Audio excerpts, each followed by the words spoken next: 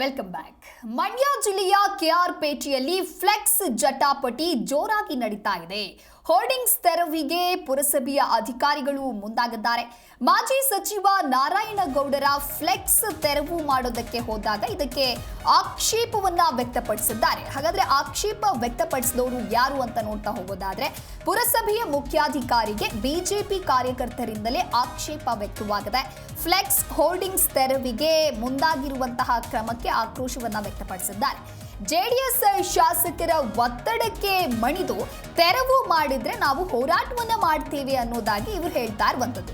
ಒಟ್ಟಾರೆಯಾಗಿ ಮೈತ್ರಿ ಇದ್ರೂ ಕೂಡ ಬಿಜೆಪಿ ಜೆಡಿಎಸ್ನಲ್ಲಿ ಇಲ್ಲದ ಹೊಂದಾಣಿಕೆ ಅನ್ನುವಂತಹ ಚರ್ಚೆಗಳು ಇದೀಗ ನಡೀತಾ ಇರುವಂತದ್ದು. ಇದೇ ಫ್ಲೆಕ್ಸ್ ಜಟಾಪಟಿಗೆ ಕಾರಣವಾಗಿದೆ.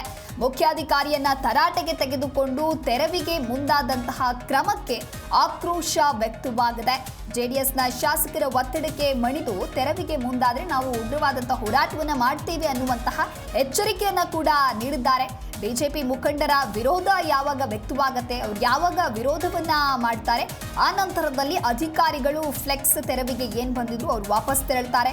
ಜೆಡಿಎಸ್ ಶಾಸಕ ಒತ್ತಡದಿಂದ ನಮ್ಮ ನಾಯಕರ ಫ್ಲೆಕ್ಸ್ ತೆರವು ಮಾಡ್ತಾ ಇರೋದ್ರ ಬಗ್ಗೆ ಬಿಜೆಪಿ ಮುಖಂಡರೇ ಆರೋಪವನ್ನ ಮಾಡಲಾಗಿದೆ. ಅತ್ತ ಸುದ್ದಿಗೋಷ್ಠಿಯನ್ನ ನಡೆಸಿ ಜೆಡಿಎಸ್ ಮುಖಂಡರು ಆ ಆರೋಪವನ್ನ ಅಲ್ಲಗಳೆದಿದ್ದಾರೆ. ಈ ಘಟನೆಯಲ್ಲಿ ನಮ್ಮ ಶಾಸಕರ ಪಾತ್ರವೇ ಇಲ್ಲ ಎಂದಿದ್ದಾರೆ. ಕೆಲ ಕಿಡಿಗೇಡಿಗಳು ಜೆಡಿಎಸ್ ಹಾಗೂ ಬಿಜೆಪಿ ನಡುವೆ ಬಿರುಕು ಮೂಡಿಸುವಂತಹ ಕೆಲಸವನ್ನ ಮಾಡ್ತಾ ಇದ್ದಾರೆ ಅಂತ ಹೇಳಿ ಅವರು ಮತ್ತೆ ಆರೋಪವನ್ನ ಮಾಡಿದ್ದಾರೆ. ಹಾಗಾಗಿ ರಾಜ್ಯದಲ್ಲಿ ಜೆಡಿಎಸ್ ಬಿಜೆಪಿ ಮೈತ್ರಿ ಒಂದು ಕಡೆ ಇದ್ರೂ ಕೂಡ ಕೆಆರ್ಪೇಟೆ ತಾಲೂಕಿನಲ್ಲಿ ಬಿಜೆಪಿ ಜೆಡಿಎಸ್ನಲ್ಲಿ ಹೊಂದಾಣಿಕೆ ಇಲ್ವಾ ಹಾಗಾದ್ರೆ ಅನ್ನುವಂತಹ ಪ್ರಶ್ನೆ ಸದ್ಯಕ್ಕೆ ಮೂಡ್ತಾ ಇದೆ.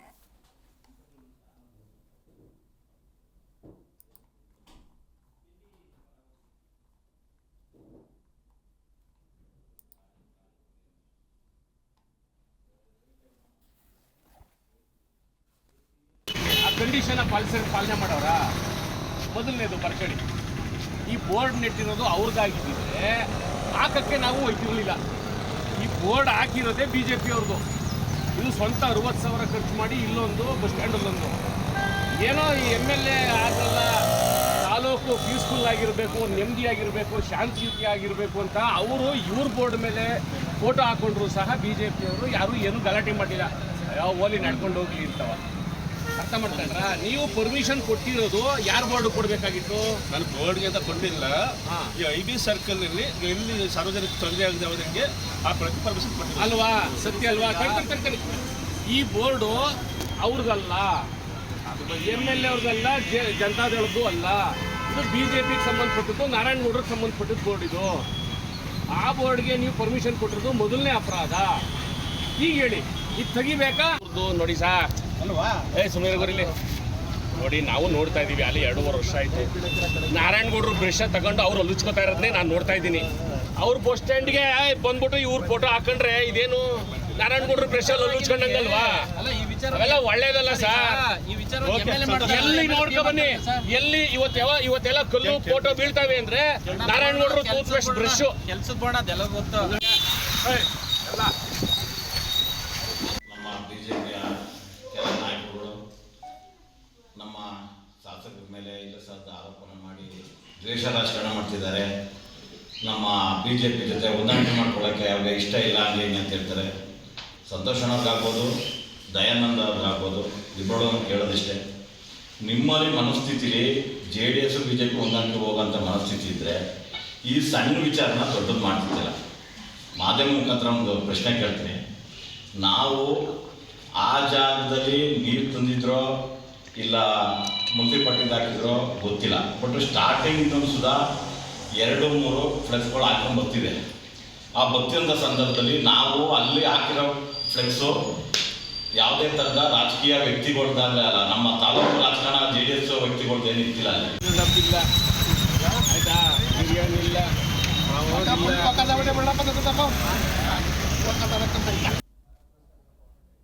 ಈ ಕುರಿತಂತೆ ಮತ್ತಷ್ಟು ಮಾಹಿತಿಯನ್ನ ನೀಡಲಿದ್ದಾರೆ ನಮ್ಮ ಪ್ರತಿನಿಧಿ ಲಾರಾ ಪ್ರಸನ್ನ ದೂರವಾಣಿ ಸಂಪರ್ಕದಲ್ಲಿ.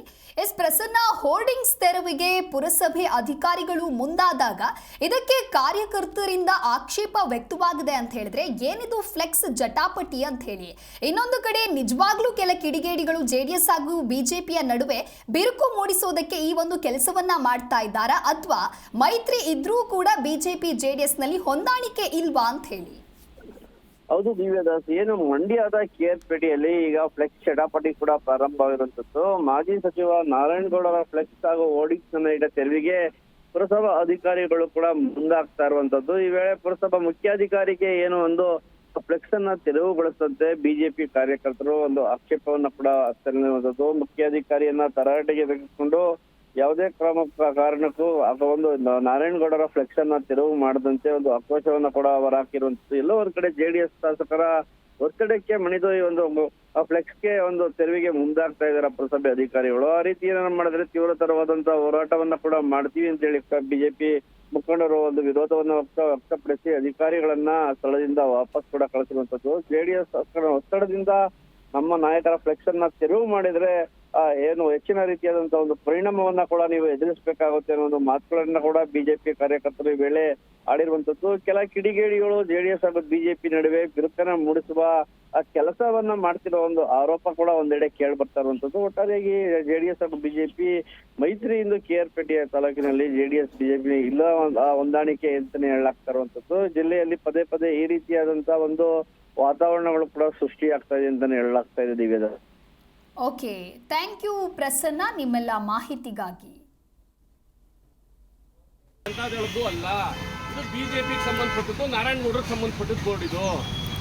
ಆ ಬೋರ್ಡ್ಗೆ ನೀವು ಪರ್ಮಿಷನ್ ಕೊಟ್ಟಿರೋದು ಮೊದಲನೇ ಅಪರಾಧ.